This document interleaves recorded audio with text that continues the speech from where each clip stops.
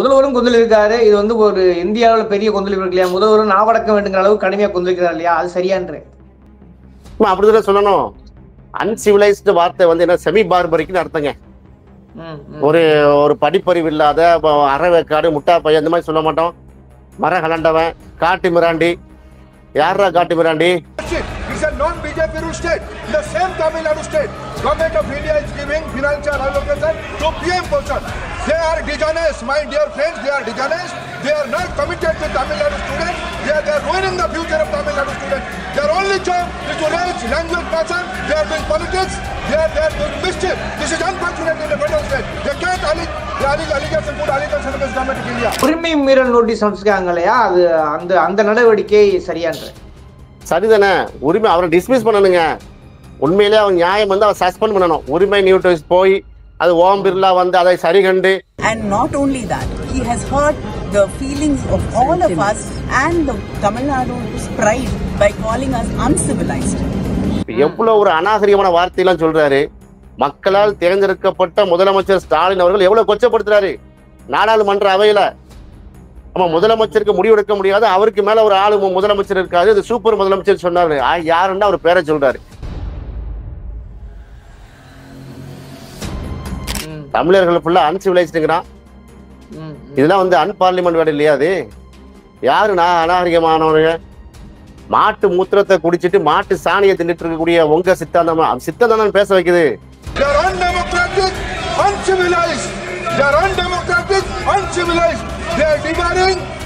அந்த அன்சிவிலைஸ்டு வார்த்தையை எடுக்கிறாங்க. அவர் வந்து என்ன செய்யறாரு? மன்னிப்பு கேட்கிறாரு. தர்மேந்திர பிரதான் சவர்கருடைய வாரிசு இல்ல, சொல்றதெல்லாம் சொல்லிட்டு மன்னிப்பு கேட்டுக்கலாம். பிரிட்டிஷ்காரன்டைய மன்னிப்பு கேட்ட வாரிசு தானே அவங்க. One point she raised, I mentioned a word which I should not use regarding on the members of my Tamil Nadu, on the government of Tamil Nadu and people of Tamil Nadu.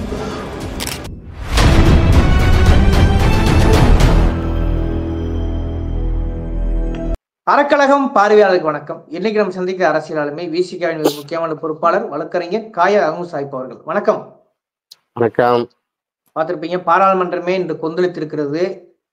தமிழக எம்பிக்கள் மொத்தமாக வெளியே வந்து ஆர்ப்பாட்டத்தில் ஈடுபட்டு கொண்டிருக்கிறார்கள். கனிமொழி கடுமையாக எதிர்வினையாற்றிருக்கிறார். மிக முக்கியமான விஷயம் என்னன்னா, தாமோதர பிரதான் தமிழர்கள் அப்படின்னு சொல்லி தமிழக எம்பிக்கள் சொல்லி நாகரிகமற்ற வார்த்தையை சொல்லி மறுபடியும் அந்த வார்த்தையை வாபஸ் வாங்கியிருக்கிறார். தமிழக முதல்வரும் கடுமையாக எதிர்வினையாற்றிருக்கிறார். எப்படி பாக்குறீங்க? முதல்ல தர்மேந்திர பிரதான் போன்ற RSS வெறியர்கள் ABVPல தேசிய அளவுக்கு செயலாளராக பணியாற்றுவிடமிருந்து இந்த மாதிரி வார்த்தைகள் தானே வரும். யாரடா அன்சிவிலைஸ் இப்படிலாம் கேட்க வேண்டியிருக்கிறது. அன்சிவிலைஸ்ட வார்த்தைக்கு அவனுக்கு பதில் தெரியுமா? இனிமே என்ன அவனுக்கு வந்துட்டு மரியாதை? தமிழர்கள் ஃபுல்லா அன்சிவிலைஸ்டுங்கிறான். இதெல்லாம் வந்து அன்பார்லிமெண்ட் வேலை இல்லையா? அது யாருன்னா அநாகரிகமானவங்க. மாட்டு மூத்திரத்தை குடிச்சிட்டு மாட்டு சாணியை தின்னுட்டு இருக்கக்கூடிய உங்க சித்தாந்தம் பேச வைக்குது. தர்மேந்திர பிரதான சித்தாந்தம் பேச வைக்கிறது. மாட்டு சாணியை திங்கக்கூடிய மாட்டு மூத்திரத்தை குடிக்கக்கூடிய தர்மேந்திர பிரதான் வந்து அன்சிவிலைஸ்டா? நாங்க அன்சிவிலைஸ்டா? அயோக்கியத்தனமான கருத்து இல்லையா அது? உடனே சவர்கருடைய வாரிசா மாறி என்ன செஞ்சாரு? மன்னிப்பு கேட்கிறாரு.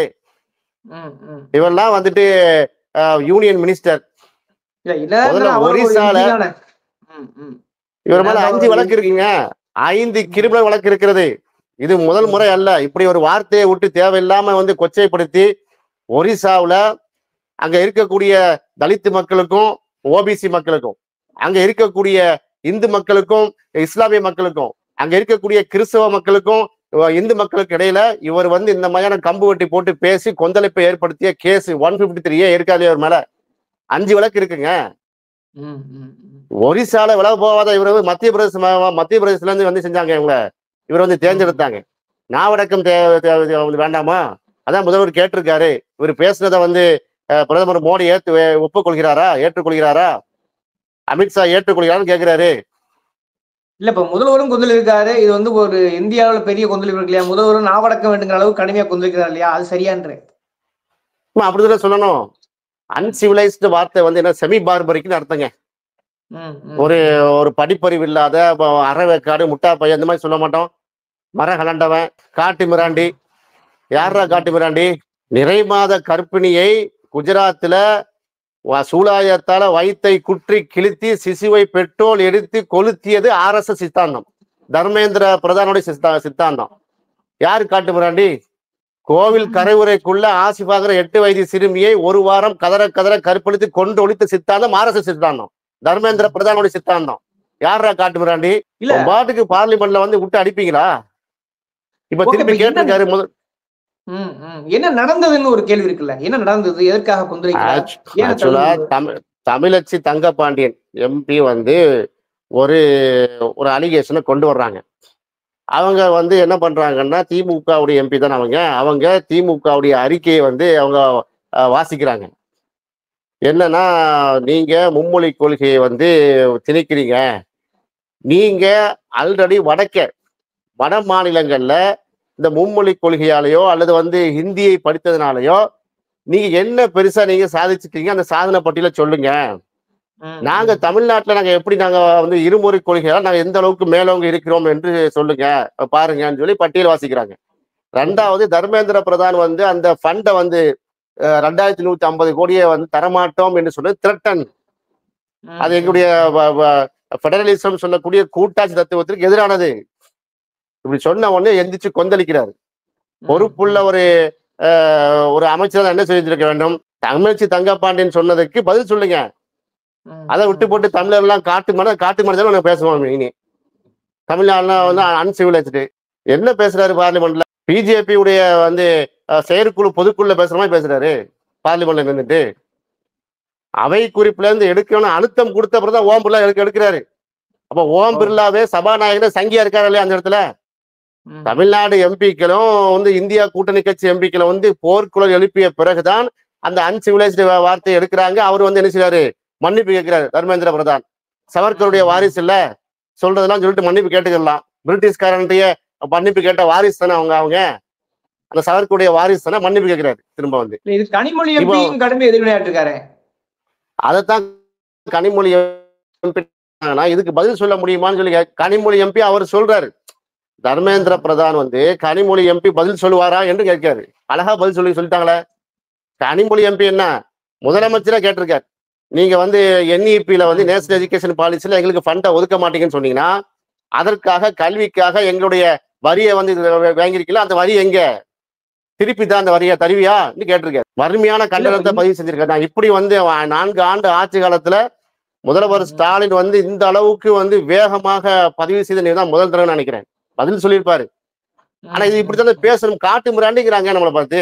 இந்த ஆளு இது என்னது இதுங்கிற அன்சிவிலைஸ்டுங்கிறாங்க. நம்ம எல்லாம் வந்து அநாகரிகமானவர், நாகரிகமா இல்லாதவன். நாகரிகம்னா இல்லாத எப்படி? ஆடை உடுத்த மாட்டான், எது அந்த மாதிரி அர்த்தம். ஒழுக்கம் இருக்காது, எதுவுமே இருக்காது. அப்ப தமிழர்களை பற்றிய புரிதல் எப்படி இருக்கு பாருங்க. இப்ப தேசிய ஊடகங்கள்லாம் இப்ப பொத்திட்டு இருக்கிறான்.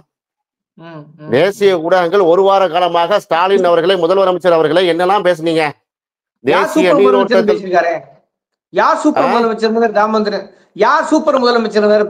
எவ்வளவு அநாகரிகமான கேள்வி பாருங்க. அது என்ன சொல்றாருன்னா, முதலமைச்சருக்கு முடிவெடுக்க முடியல, யாரோ ஒரு பேரை சொல்லி பிரசாந்த் கிஷோருடைய டீம்ல இருந்தாராம், அவருடைய பேரை சொல்லி அவர் சொல்லித்தான் இவர் வந்து கையெழுத்து போட்டிருக்காரு மாட்டேன்னு. அது கடைசி மூமெண்ட் இல்லங்கிறாரு. அதாவது முதலமைச்சரும் இங்க இருக்கக்கூடிய அமைச்சர்கள் எல்லாம் முடிவு பண்ணி சரி மும்மொழி கொள்கையில வந்து கையெழுத்து போடலான்னு வந்துட்டாங்களாம். சூப்பர் முதலமைச்சர் இருக்காராம். யாரு? தமிழ்நாட்டுக்கு. எவ்வளவு ஒரு அநாகரிகமான வார்த்தையெல்லாம் சொல்றாரு. மக்களால் தேர்ந்தெடுக்கப்பட்ட முதலமைச்சர் ஸ்டாலின் அவர்கள் எவ்வளவு கொச்சப்படுத்துறாரு நாடாளுமன்ற அவையில. ஆமா, முதலமைச்சருக்கு முடிவெடுக்க முடியாது, அவருக்கு மேல ஒரு ஆளு முதலமைச்சர் இருக்காது, இது சூப்பர் முதலமைச்சர் சொன்னாரு. யாருன்னா அவர் பேரை சொல்றாரு. அந்த பேரை நான் இப்பதான் கேள்விப்படுறேன். அவர் பிரசாந்த் கிஷோருடைய அதுல உள்ள ஆளா அவரு. அப்ப எந்த அளவுக்கு மட்டரகமாக இழிவுபடுத்தி நம்மளை வந்து ரொம்ப தாழ்ந்த நிலையில விமர்சிக்கிறாரு. அப்ப இவருக்கு நம்ம எதுக்கு மரியாதை கொடுக்கணுங்கிற? இவர் மேல இவர் சரியில்லை, இவர் ஒப்பேற மாட்டாருன்னு பிஜு தான் இருக்குல்ல, பிஜேடி, அதாவது ஒரிசாவுடைய கட்சி எவ்வளவு அலிகேஷன் வச்சிருக்கிறாங்க. இந்த மாசம் குற்றச்சாட்டு வச்சிருக்காங்க. நீ முதல்ல சொந்த ஊரை கவனிப்பா, இருக்கக்கூடிய சாலையில போட முடியல, இருக்கிற கல்வி நிறுவனங்களுக்கு உனக்கு ஒழுங்கா பதில் சொல்ல முடியல, நீ வந்து யூனியன் மினிஸ்டரான்னு சொல்லி நாக்கப்படுங்கிற மாதிரி கேட்டிருக்காங்க. அதுக்கு பதில் சொல்றாரா இவரு? ஏற்கனவே இவர் வந்து பீகார்ல தேர்ந்தெடுக்கப்பட்ட போதும் இதே பிரச்சனை தான். இவர் யூனியன் கேபினட் மினிஸ்டர் தான் உள்ள வருவாரு. மக்களால் இவருக்கு மக்கள் யார் இந்த மூஞ்சிக்கு யாரும் ஓட்டு போடுவா? இப்படிலாம் பேசக்கூடியவர். ஒரு நாகரிகம் வேணாமாங்க? நான் கேட்கிறேன், நீ வந்து ஒரு எம்பியா தேர்ந்தெடுக்கப்பட்டா என்ன உலகமே உங்க கையில இருக்கா? ஆட்சிகள் மாறிக்கிட்டு இருக்கு, புரியுதா? நான் வந்து பாத்தீங்கன்னா 500 வருடம் 600 வருடங்கள் ஆண்ட சாம்ராஜ்யங்கள்லாம் வீழ்த்தப்பட்டிருக்கிறது. மோடியோ அந்த பிஜேபியை வீழ்த்த முடியாத சக்தி ஒன்று கிடையாது. ஜனநாயகத்துல எதுவும் நடக்கும். நாவடக்கம் தேவையா இல்லையா? அதான் முதலமைச்சர் ஸ்டாலின் சொல்லியிருக்காரு, நாவடக்கம் தேவைன்னு சொல்லியிருக்காரு. ஆக இவர் வந்து இவர் வந்து இது ஃபர்ஸ்ட் டைம் கிடையாது. தமிழர்களை வஞ்சிக்கிறதையே குறிக்கோளா கொள்ளிருக்காரு. தமிழ்நாட்டு மக்களை ரொம்ப மட்டரகமாக அவர் புரிந்திருக்கிறார். தமிழ்நாடு அரசை இழிவுபடுத்த வேண்டும், களங்கப்படுத்த வேண்டும் என்பதையே தான் அவர் குறிக்கோளா கொண்டிருக்காரு. அதுதான் அவ்வளவு ஓப்பனா பட்டப்பகல வெட்ட வெளிச்சத்துல அவர் என்ன சொன்னாரு, 2150 கோடி நான் என்ன செய்ய மாட்டேன், நான் வந்து ரிலீஸ் பண்ண மாட்டேன், மும்மொழி கொள்கையில நீங்க கையெழுத்து போட்டு ஆக வேண்டும் என்று ஒரு சர்வாதிகார போக்கா சொன்னாரா இல்லையா?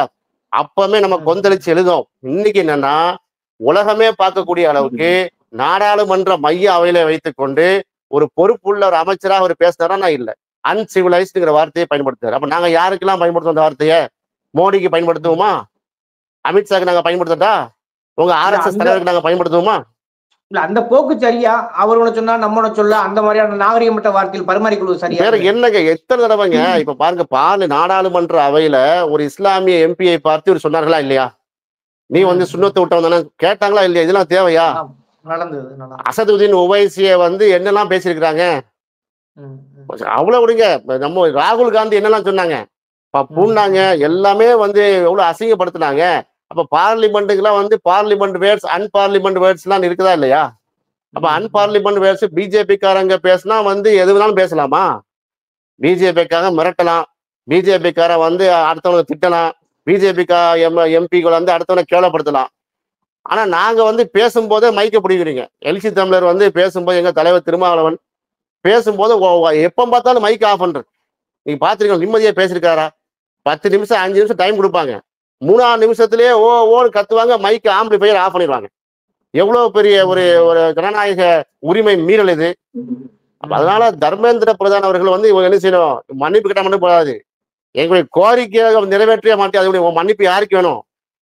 ஏன் நிறைய மன்னிப்பு கேட்டிருக்கீங்களா? பிரிட்டிஷ்காரங்க மன்னிப்பு கேட்டுதான் இருக்கிறீங்க.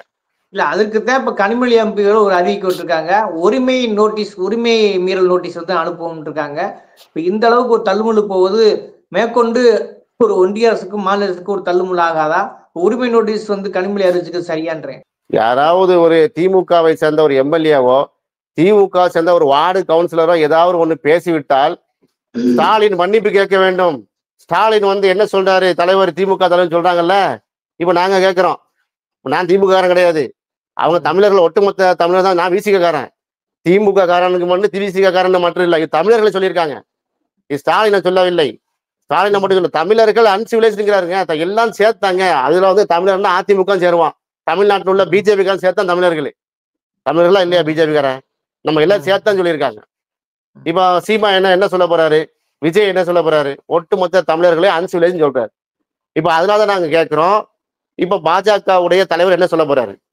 ஒரு வார்டு கவுன்சிலரு ஒரு ஒரு ஒன்றிய செயலாளர் பேசினாலே போர்க்குடி தூக்குறீங்களே, கெட் அவுட் ஸ்டாலின்லாம் வந்து ஹேஷ்டாக் போடுறீங்களே, இப்படி எல்லாம் பேசியிருக்கிறார்கள் பாத்தீங்களா? இவ்வளவு ஆன்டி சோசியல் எலிமெண்ட் இவங்க, LTTலாம் சொல்றீங்களே, பெரியார் என்ன செஞ்சாலும் கேட்கறீங்களே, இதுதான் பெரியார் பொறுமைலாம் கேட்குறது, திராவிட மாடல் தானு கேட்கறீங்களா? நேஷனல் டிவில நான் சொல்றது வந்து CNN, டைம்ஸ் நவ், ரிபப்ளிக் எடுப்புலயே பெரியார் அட்டாக் பண்றது.